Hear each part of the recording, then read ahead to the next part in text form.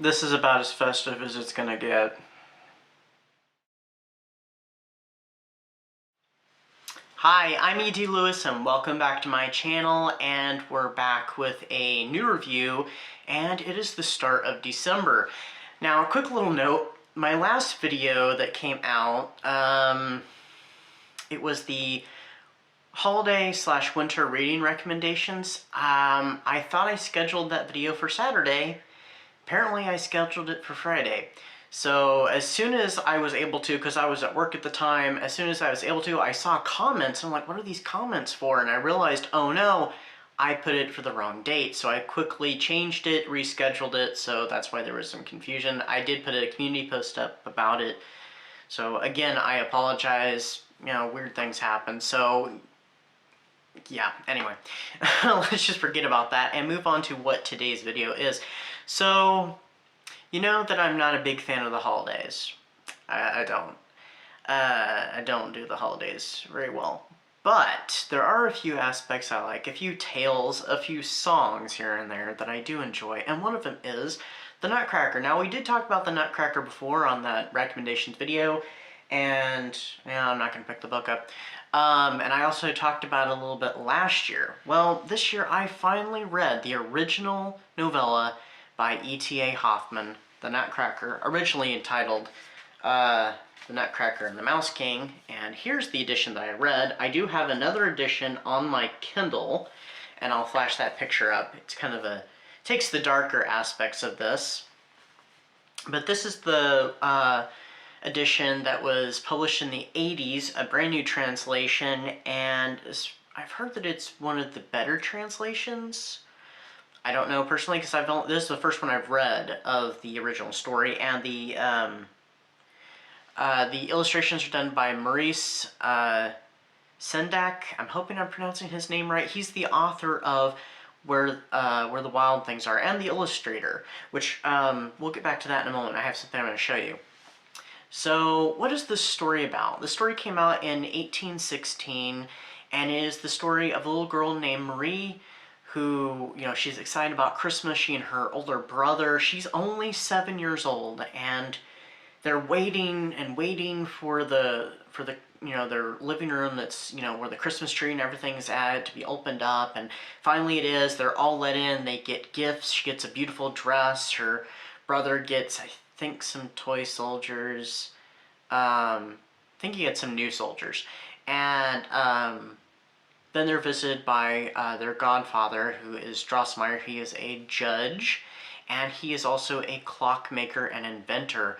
He has made this little wind-up castle with these figures that move around and stuff, and it's an incredible sight, like all the gifts that he gives. Soon the children do tire of it because they want to do things that it can't do, because you can only make mechanisms do so much. And so, I almost called her by the wrong name. Marie ends up being fascinated by this other little gift that's for her and her older brother and their even older sister, Louise. It's a nutcracker, which I have one right here.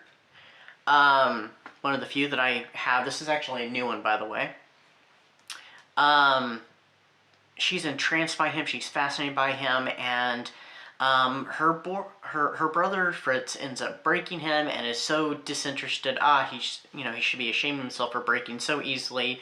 She takes to the doll instantly, cares for him, and in the night, when she goes downstairs to play, you know, to look at her toys a little bit, promise her mother not to be up too late. They seem to come alive in a battle with an army of mice and a seven-headed mouse king.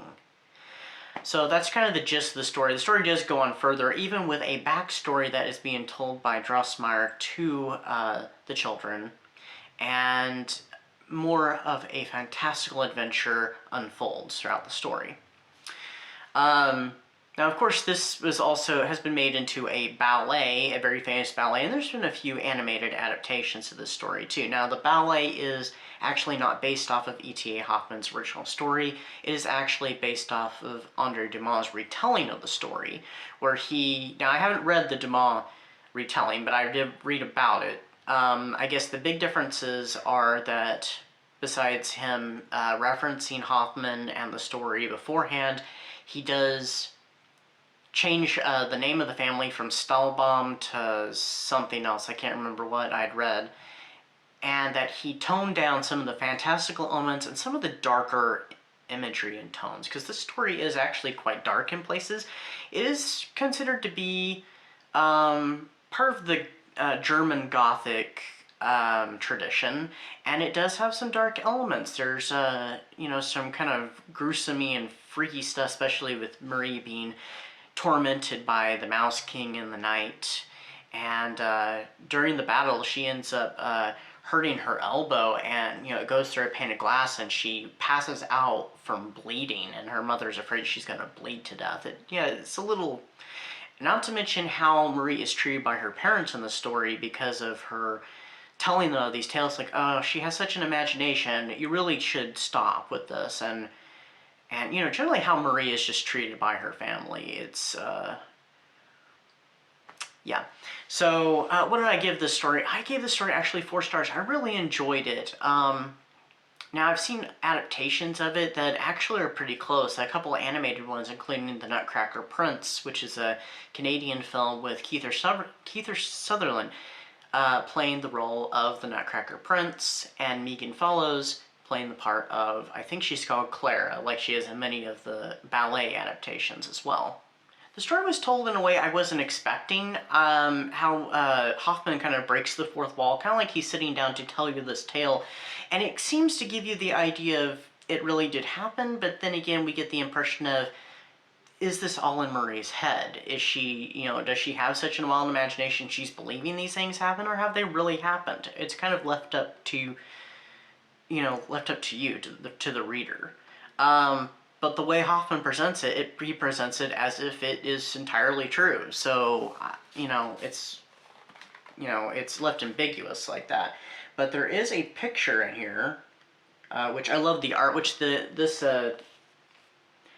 is an edition I had actually seen as a child from the public library, and I always wanted to have a copy of it, and they still have it at the library. It's in hardback. This, of course, is not, but it still does have a dust jacket on it. So I ordered one last year and absolutely love it. And this art direction was actually originally designed for the North Pacific Ballet, or was it Northwest Pacific? I can't remember the name. Ballet production of it, which they made into a movie, I think in 1986, and it is one of my favorite adaptations of the ballet, and it tells it in kind of a different way. It's a little darker, much like the book. I think that was one of the things they wanted to return more to Hoffmann's story in many aspects, but also has some things that you don't see in other versions. I highly recommend it. It does have a little element of some creepiness that happens, so if you're okay with that. But the picture I wanted to show in particular, I went too far, is right here. Here we are. Alright, so this is on their way to the Nutcracker's kingdom, and I'm trying to see, here it is, okay. So we see, there's one of the creatures from Where the Wild Things Are. Made a little cameo. So I thought that was really cool. Yeah, this has a lot of great illustrations. Like, here's the Mouse King. And there's one more I'm going to show you, and it's of the Mouse King from earlier. Oh, here. Where it has the 7 heads. So that's really cool. And going back on the Gothic aspects, I mean, it has that tradition of, you know, the story within a story, which tells, you know, the background of certain characters and, you know, how things went about. Things you see in, like, The Monk, for example, which is also another... well, The Monk is not German Gothic. It was inspired off of the German Gothic, being from a more horrific point of view. So, but we have that same thing you see in lots of other Gothic tales. But anyway, I hope everybody's having a great start to their holiday season if they celebrate, no matter what holiday you celebrate. I personally celebrate Yuletide. Anyway, stay safe, stay spooky, and I'll see you next time with another review. Until next time, bye-bye.